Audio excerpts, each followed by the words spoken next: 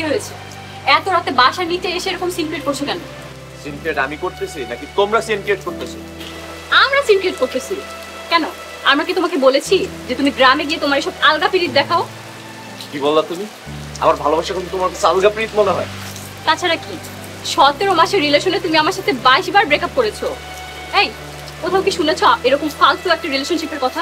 খবরদার করে বলতেছি এটাকে ফালতু রিলেশন বলবো না। আমাদের রিলেশনটা খুব ইউনিক। Unique relationship? আমাদের এই রিলেশনশিপ দেখে না আমার ফ্রেন্ড সার্কেলে সবাই রীতিমতো হাসাহাসি করে। আমার একটা মন, তুমি সেটাকে ভেঙে 22 টুকরা করে দিয়েছো। এই কখনো কি একটা কাজকে ভেঙে দেখেছো, 22 টুকরা করে দেখেছো যে কাজটাকে দেখতে কিরকম দেখায়? আমার মনটাও না ওই কাচের মতো 22 টুকরা হয়ে গেছে। Sorry or really sorry. আচ্ছা তোমার এই 22 টুকরা ভাঙা মনটাকে আমি আমার ভালোবাসা দিয়ে আবার জোড়া লাগাই। প্লিজ আমাকে আর একটা বার সুযোগ দাও। অসম্ভব, আমার শিক্ষা হয়ে গেছে। আমি আর এই ভাঙা করার খেলায় নেই। তোমাকে ছাড়া আমি থাকতে পারবো না। প্লিজ কথা বোঝার চেষ্টা করো। প্লিজ আরিয়ান, এখান থেকে চলে যাও। বিশ্বাস করো আমার মধ্যে না বিন্দু পরিমাণ ধৈর্য বাকি নাই। তোমার জ্বালায় না আমি একদম অতিষ্ঠ। আমি কিন্তু সুইসাইড করে ফেলবো।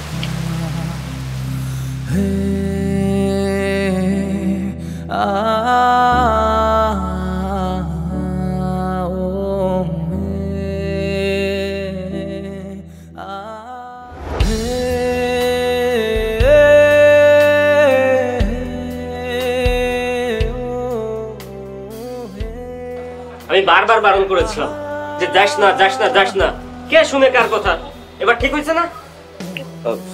17 দিন পর আমার বিসিএস এর ভাইভা এক্সাম, আর আমার এখনই এই অবস্থা। আমি ভাইভা এক্সাম দিব কিভাবে? আচ্ছা চিন্তা করিস না, 17 দিনের মধ্যে তুই সুস্থ হয়ে যাবি। আমি তো সুস্থ হয়ে যাব, তোমার হাত ডক্টর বলে দিছে 3 মাসের আগে নাকি হাতের ব্যান্ডেজ খোলাই যাবে না। আরে তাতে কি হয়েছে? ভাইবা তো তুই আর হাত দিয়ে দিবি না। তুই ভাইবা বোর্ডে গিয়ে স্যারদের একটু বুঝিয়ে বলবি, দেখবি স্যাররা বিষয়টা একটু কনসিডার করবে। আর তুই এটা নিয়ে একবারে আস্তে খুব মারছে তাই না রে? তো জানিস গগন ভাইয়ের হাতে মাইর খেয়ে যতটা না ব্যথা পাইছি তার থেকে বেশি ব্যথা পাইছি অর্ণির মুখে আলগা প্রীতের কথা শুনে। আমার ভালোবাসা নাকি ওর কাছে আলগা প্রীত। এই অর্ণের কথাই কিছু মনে করিস না তো, ও হয়তো রাগের মাথায় এসব কথা বলছে। আর তোর ভাইবার আগ পর্যন্ত ওকে একটু একা থাকতে দে, দেখবি কয়েকদিনের মধ্যে ওর রাগ পানি হয়ে গেছে। আর তুইও এই কয়েকদিনে একটু মনোযোগ দিয়ে পড়াশোনাটা কর। হ্যাঁ আমিও তাই ভাবতেছি, ঠিক হয়ে গেলেই ভালো হয়। এখন চল, অনেক রাত হয়েছে, খাওয়া দাওয়া করে ওষুধটা খাবি। তুই জানা আমি একটু পরে আসতেছি। আচ্ছা আমি তাহলে খাবার রেডি করি, তুই লেট করিস না কিন্তু। ঠিক আছে।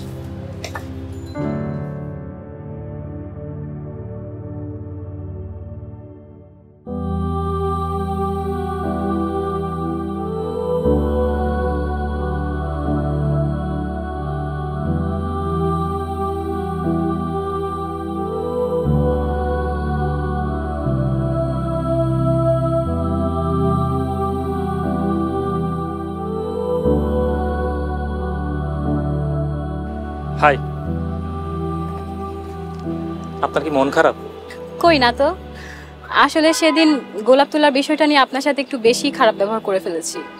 I am sorry. It's okay. আচ্ছা, গত রাতে বাসার নিচে একটা ছেলেকে দেখলাম, উনি কে? ইটস ওকে, বলতে না চাইলে বলার দরকার নেই। ও আমার এক্স বয়ফ্রেন্ড। ওনার সাথে কি আপনার ব্রেকআপ হয়ে গেছে? এই ব্রেকআপ না হলে কি ওকে আমি এক্স বয়ফ্রেন্ড বলি? আসলে কয়েকদিন থেকে আপনাকে একটা কথা বলবো ভাবতেছি। চট থাপ্পড় খাওয়ার মতো কথা না হলে বলতে পারেন। এমনিতেও আমার গত কয়েকদিন ধরে মেজাজ খুব খারাপ। কি বলবো, আসলে কথাটা চট থাপ্পড় খাওয়ার মতোই। কি কথা? আমি না আপনাকে ভালোবেসে ফেলেছি।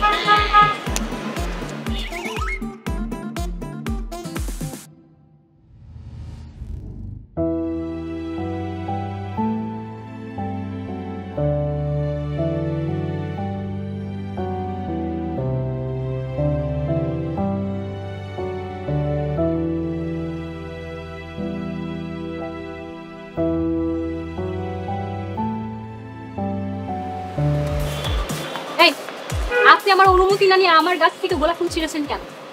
সরি, আমার ভুল হয়ে গেছে। এই আপনি কান ধরেন। আহা ছাড় না, একটা ফুলই তো তুলছে। তুই চুপ কর। এই আপনি কান ধরেন। এবার ওয়াদা করেন যে আর কখনো গাছ থেকে কোনো ফুল ছিঁড়বেন না।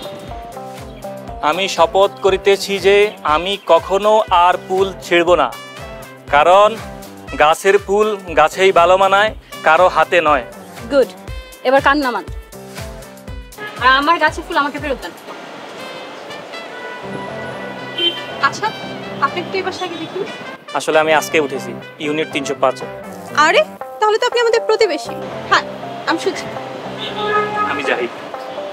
আর ও হচ্ছে আমার বাবা বোন অর্নি, আমাদের বাসা থেকে পড়াশোনা করছে। হাই, আমি জাহিদ। আমি যারটার সাথে হাত মিলাই। আপনি প্লিজ কিছু মনে করবেন না। ওর অ্যাটিটিউড একটু বেশি। ইটস ওকে, এইরকম একটা সুন্দরী মেয়ের অ্যাটিটিউড একটু বেশি হবে, এটাই স্বাভাবিক।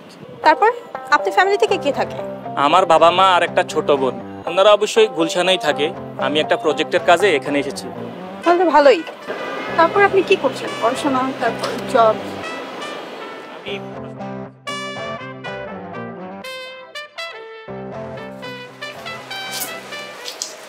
আরে সুমি, কেমন আছিস দোস্ত? না তো কি হয়েছে? কি বলিস কি? আচ্ছা তুই এখন রাখ, আমি তোকে পরে কল দিচ্ছি।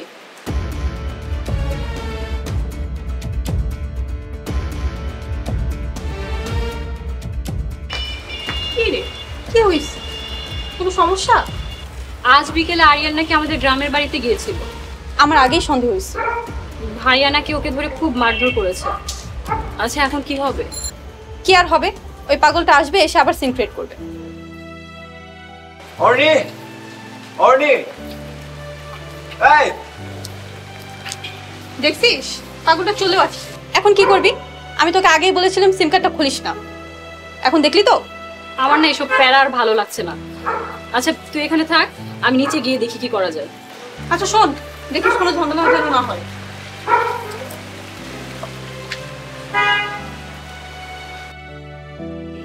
তুই ফোনের মধ্যে তো কি করছিস বলতো আমাকে? গতকাল থেকে ফেসবুকে একটা ছেলে আমার কাছে ভিখারির মতো পিকচার যাচ্ছে। ফোনটা আমার কথাটা শোন। কি হয়েছে বল। আজকে সকালে তো একটা মজার ঘটনা ঘটেছে। কি ঘটনা? সকালে আরিয়ান বাসার নিচে এসে তোর কথা জিজ্ঞাসা করতেছিল। তুই কি বলছিস?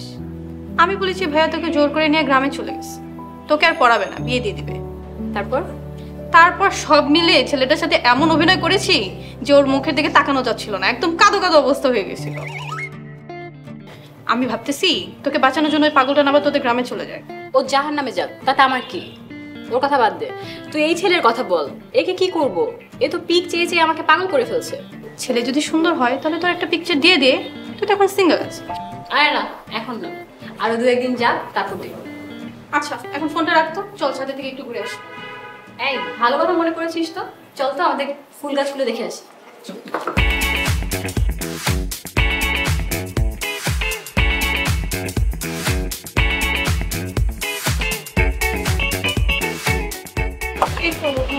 এই দেখ, এই ফুলটা দেখ।